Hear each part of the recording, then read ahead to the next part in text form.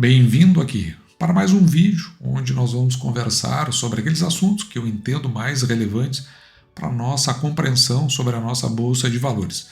Hoje é dia 15 de junho de 2024, sábado, agora são aproximadamente 5 para as 11 da manhã. Para o fechamento da semana, eu verifiquei dois assuntos que me pareceram bastante relevantes. Um sobre a questão previdenciária e outro que acaba jogando lá no nosso sistema bancário e, consequentemente, com influência no sistema financeiro como um todo, e isto pode, de alguma forma, vir a repercutir na nossa Bolsa de Valores. Eu vou começar aqui com essa reportagem do Estadão. Essa reportagem ela é do dia 13 de junho de 2024 e é assinada por Fábio Giambiage. Na realidade, é só para a gente dar um pontapé inicial, mas ela está na parte de opinião, dentro de economia. E segundo, então, o autor da opinião, mas que escreveu na coluna, Brasil precisa avançar rumo a uma nova reforma previdenciária. Por que será? Então veja aqui, segundo ele é necessário dar um primeiro passo para que ocorra uma discussão interna. Então é como se ele estivesse fazendo uma preparação, ou sugerindo uma preparação para que se entrasse de fato na discussão. Então, o autor do artigo, junto com Paulo Tafner, eles lançaram um livro, A Reforma Inacabada, o futuro da Previdência Social no Brasil. Então, eles tomam uma reforma que foi feita em 2019, eles entendem como inacabada e outras coisas que precisam ser feitas. Isso eles consideram ser um pontapé inicial para uma futura reforma. Agora, tendo então uma mudança com envergadura, uma mudança maior, com dois pilares, um deles com base em lastro técnico, enfim, e um outro com uma discussão exaustiva, ou seja, ele está, na verdade, quando ele sugere isso, não é algo que se faria tão rapidamente. Mas aqui tem uma questão que me chamou a atenção, que eu acho até relevante diante de um documentário que foi produzido pelo pessoal do AGF. Ele tem uns 30 minutos, eu vou deixar na descrição o link para esse documentário falando sobre previdência. E eu assisti o documentário, assisti até mais do que uma vez, porque eu gosto de repassar para ver o que eu posso não ter visto assim num primeiro momento. Mas o que eu achei do ponto de vista, o que eu achei a meu ver, o documentário ele deixa a desejar. As pessoas se empenharam, acho que tem informação interessante, é relevante que você assista. No meu ponto de vista, o que acontece com a questão previdenciária é exatamente isso que está aqui nesse parágrafo. O mundo aos poucos muda, então a mudança é gradual. Nesse sentido, vale para a Previdência o mesmo que se aplica ao meio ambiente. O mundo hoje é praticamente o mesmo que 30 dias atrás, ou seja, o intervalo de visão do ser humano ele é mais curto, ele não consegue enxergar o que pode vir de 2 ou 3 décadas, que é mais ou menos o que eles estão propondo. Então ele não consegue enxergar lá na frente. Quando se fala em previdência, e você vai ver no documentário da AGF, ele coloca 30, se eu não me engano tem uma parte ali que chega a jogar 60 anos para frente. As pessoas não vão enxergar com esse horizonte. Imagina uma pessoa que tem 50 anos ou 55 anos, o que ela vai olhar lá para frente quando ela tiver 85 anos já, mais no final da sua vida. Então não descreve de fato o que realmente se tem pela frente para encarar do ponto de vista previdenciário. E evidentemente que aqui na ideia do canal é trazer para você um outro ângulo de visão. Todos esses aí são importantes. A gente só traz mais um, eventualmente naquilo que a gente pode julgar que acabou faltando num desses ângulos de visão. Indo nessa toada, tem essa reportagem aqui da CNN Brasil. Ela é assinada por Daniel Ritmer Tel Curida e ela é do dia 12 de junho. E ela diz o seguinte, TCU critica privilégios de aposentadoria militar. Eu fui militar.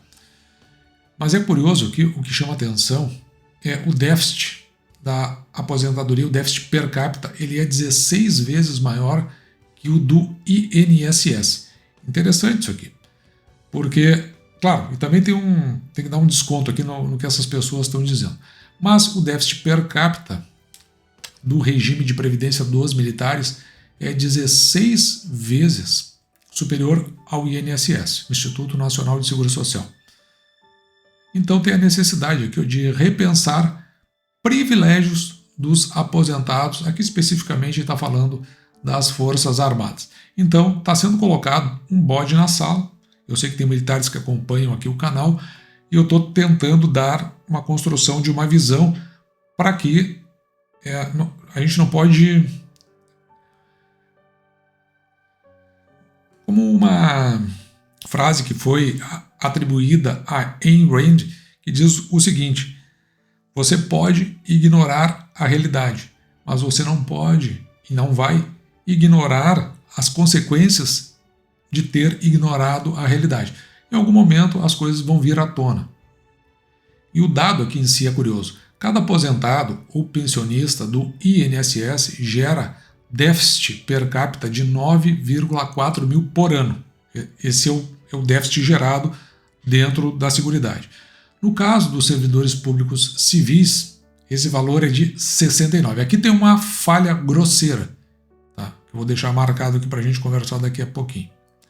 Já os militares têm um déficit anual de 159 mil por cada beneficiário. O que acontece? Ou seja, cada um que recebe do INSS gera esse déficit anual de 159 mil reais. Só que aqui, nos servidores civis, ele está pegando todos. Se ele pegar a elite dos servidores civis, e aí nós vamos colocar desembargadores, eu não sei se, acho que tem juízes que se aposentam como juiz, procuradores e defensores, eles não botam. Essa é uma das realidades negadas. Mas ou vai estar nesse patamar ou vai estar bem acima desse patamar. Então, quando você restringe um determinado grupo, é preciso olhar com maior acuracidade, com maior precisão. Bom, mas aí, dentro da linha, do segmento do primeiro artigo que nós vimos, isso aí foi debatido dentro do Tribunal de Contas da União, começa a acender uma luz vermelha. Está acendendo uma luz vermelha é porque isso, em breve, vai ser colocado para fins de debate. Mas por que eles fizeram essas separações? Porque, na realidade, a gente tem o regime geral do setor de previdência e seguridade, é o RGPS, que pega todas as pessoas que não são funcionários públicos. Depois, no serviço público, ele está dividido em dois. A gente tem o regime geral dos servidores civis e o regime próprio, os dois são próprios, e o regime próprio dos militares. E aí ele faz uma consideração aqui, que na realidade, quando eles estão falando do sistema dos militares, ele tem um déficit, no geral, se a gente fizer o cômputo como um todo, inferior aos dos demais regimes, inclusive o regime geral o regime próprio dos servidores civis. Então, se pegar no geral, o déficit é menor. Quando você segmenta, é que na proporção ele se torna maior. E apenas para retratar a realidade, por isso que eu digo, a gente pode fugir da realidade, jogando as coisas para baixo do tapete, mas as consequências vai ser muito difícil porque um dia a realidade vai se apresentar. Então, lá em 2020, esses dados já devem estar modificados atualmente, mas foi onde eu comecei a tentar conversar com a classe sobre uma questão que eu entendi relevante. Por exemplo, os oficiais em atividade lá naquela época eram 592 e os oficiais aposentados 1.541, na proporção de 2,6 para cada um que estava em atividade. Se nós olhássemos para o lado dos os que não são oficiais, então nós teríamos em atividade 15.800 e na aposentados 22.951, na proporção de 1,45. Para cada um trabalhando tinha 1,45 aposentado. Se juntasse os dois, 1,49 ou 1,5 aproximadamente. Como o regime ele é um regime de repartição, ou seja, os que trabalham pagam pelos que não trabalham, então você veja que aqui está uma demonstração do quanto pode colapsar esse sistema. E isso, quando se fala em colapsar, estão jogando lá na frente, 20 anos. E aí no horizonte, por exemplo, de quem eventualmente já está aposentado, diz, mas daqui a 20 anos. Por isso, eu acho que essa é a crítica que eu faço no documentário do AGF, é porque é muito difícil você estar vivendo esse momento e enxergar muito lá para frente, porque muita coisa vai acontecer no meio do caminho. Inclusive, o próprio empobrecimento do país como um todo, justamente para custear o sistema previdenciário. Indo para o segundo assunto, ele na verdade é um assunto intermediário, mas veja essa reportagem aqui, ó, que está na Veja. Ela é assinada por Robson Bonin e é do dia 13 de junho de 2024. Lembrando, né? Hoje é dia 15, sábado. Então, depois de criticar, e o vídeo eu vou deixar no final aqui, depois de criticar, o Rubens Ometo vê pontos positivos no atual governo federal. A reportagem discorre por isso. Após criticar duramente a MP, Medida Provisória do Fim do Mundo, que cortava lá a questão do PiscoFins e redirecionava num evento da Esfera, mas não foi só isso, ele fez outras críticas tantas. Ele reconheceu aspectos positivos do governo Lula e encontro que reuniu pesos pesados do PIB. Entre os que estavam reunidos, família Gereissati, Brookfield, Grupo Ultra. Isso aconteceu no dia 13, em São Paulo. E Rubens Ometo elogiou a prioridade que o Ministério da Fazenda tem dado à Agenda Verde. Lembrando, ele está muito associado à Cosan. A Cosan possui lá embaixo a Raízen. E a Raízen trabalha com etanol, consequentemente, combustível renovável. Veja como mudam as opiniões de determinadas pessoas. No debate, então, ele concordou com uma das pessoas que estava lá, que o país está sem agenda para a segurança pública, generalização, mas elogiou os programas sociais. Fez um equilíbrio ali na balança. Quando eu fiz crítica, porque eu não confio nessas pessoas, não confio absolutamente nada do que eles dizem, eu também tive críticas aqui no canal, porque, sei lá, talvez as pessoas gostem, talvez achem que o certo é criticar de fato o governo e que nada pode estar além disso, outros acham que só pode elogiar o governo. Na minha opinião, a gente tem que ficar de olho sempre na realidade. Eu vi a história dessas pessoas ao longo do tempo, criticam quando é do interesse delas e elogiam quando é do interesse delas. O restante, alguns vão na toada conforme o lado que a pessoa se coloca. Eu não gosto desse governo federal, não gosto mesmo, acho deprimente, um governo incapaz, incompetente, mas eu não posso fugir da realidade e não vou abraçar qualquer um simplesmente porque critica. E agora a gente está vendo, né, é o bate e a sopra, dependendo do interesse de cada um. E agora, indo para o segundo, que é a cerimônia do beijamão, vamos começar aqui por essa reportagem do Poder 360. Essa aqui foi a mais completa que eu vi. Eu ainda acho que isso vai ter desdobramentos durante a semana que entra. Não sei se na Bolsa de Valores, tenho dúvidas. Mas veja bem, após o ruído com o mercado, então o ministro da Fazenda se reuniu com banqueiros em São Paulo. Essa aqui é uma reportagem assinada por Gabriel Benevides e ela é do dia 14 de junho de 2024.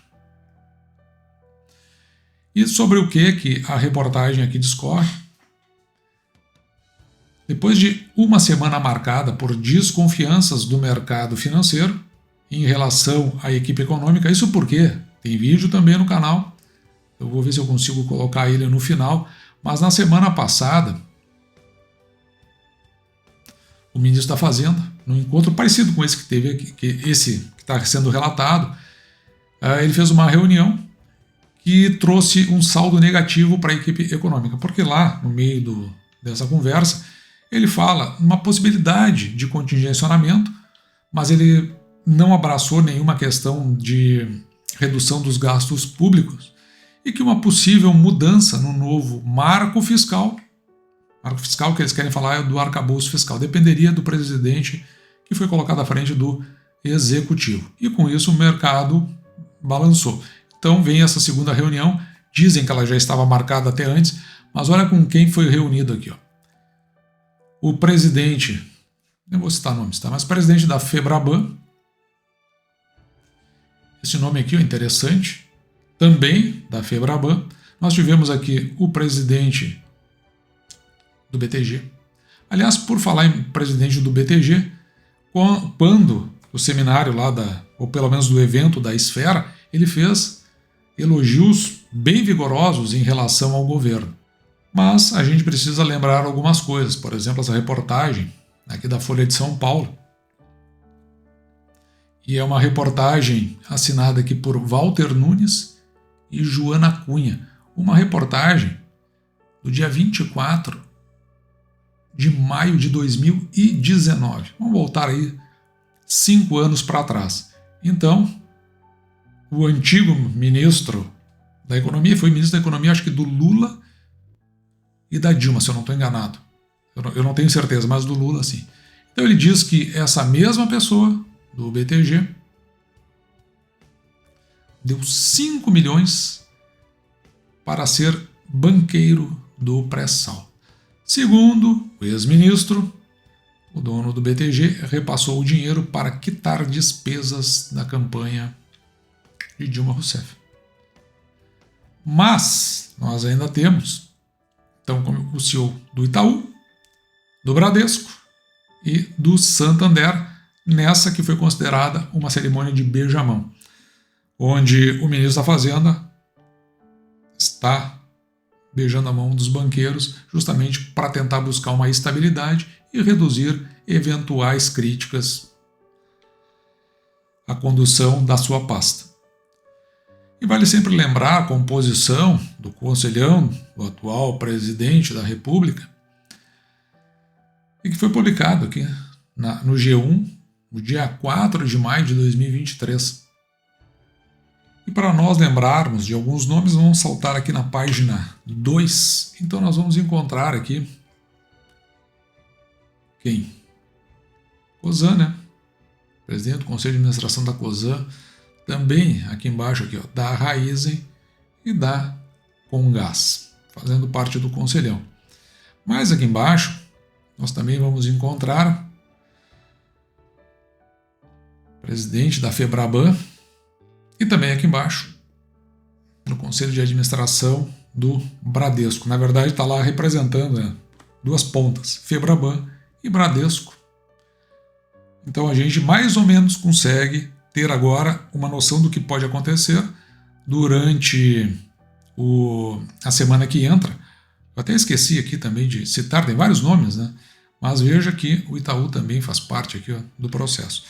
Então a gente mais ou menos consegue imaginar o que pode acontecer durante a semana, principalmente de repercussão sobre a nossa Bolsa de Valores. E fechando aqui do ponto de vista previdenciário, a realidade posta é essa. Por isso que nós vamos nessa linha de tentar trazer o método aqui do canal, que hoje o método, eu estava fazendo os cálculos ali, é bem interessante o que já está pagando por mês aqui para o canal, na média. Depois, no momento oportuno, eu vou falar sobre isso, a importância de que a gente tente escapar dessa mão bem longa que o Estado estende sobre os brasileiros, tornando-os dependentes de um sistema previdenciário geralmente falido. Em algum momento da vida, depois da pessoa aposentada, se ela não consegue compreender essa mecânica toda, ela acaba se tornando cada vez mais dependente do Estado.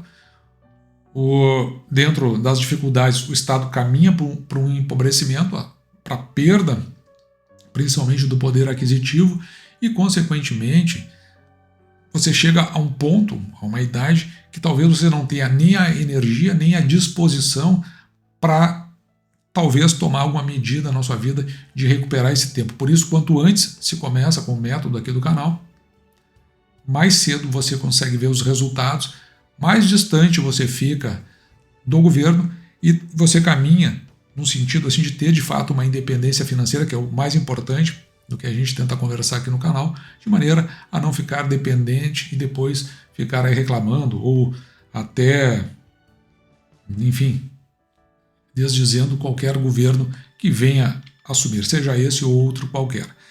Nós vimos também que não dá para ir muito atrás. O Brasil, ele tem uma elite. O Brasil é um país elitista. Ele tem uma elite que compõe e direciona o país. E ela é composta, então, pela elite do funcionalismo público, também pendurada ali a elite política, que é o primeiro desses tripés. O segundo é a elite empresarial, ou seja, são os que têm as grandes empresas. E o terceiro, a elite financeira. Nós falamos dos três hoje aqui no canal. Normalmente, eu, pelo menos, não confio muito no que vem dessas elites. Um dia eles estão dizendo algo, mas na verdade só soa como reclamação, e no outro dia eles estão adulando à medida que eles estão sendo atendidos naquilo que eles anteriormente não haviam sido atendidas. E depois, o sistema financeiro, do jeito que está hoje, ele é totalmente direcionado a oferecer essas, entre aspas, vantagens para esse segmento. Foi assim no passado e está sendo assim de novo. Por isso, dessa cerimônia de beijamão que nós vimos com relação ao nosso ministro da Fazenda para com os integrantes ou pelo menos aqueles mais destacados, entre os banqueiros. E dito isso, eu vou ficando por aqui, espero que você tenha gostado. Me despeço de você, desejando que você fique com Deus e deixando, como sempre, meu grande abraço.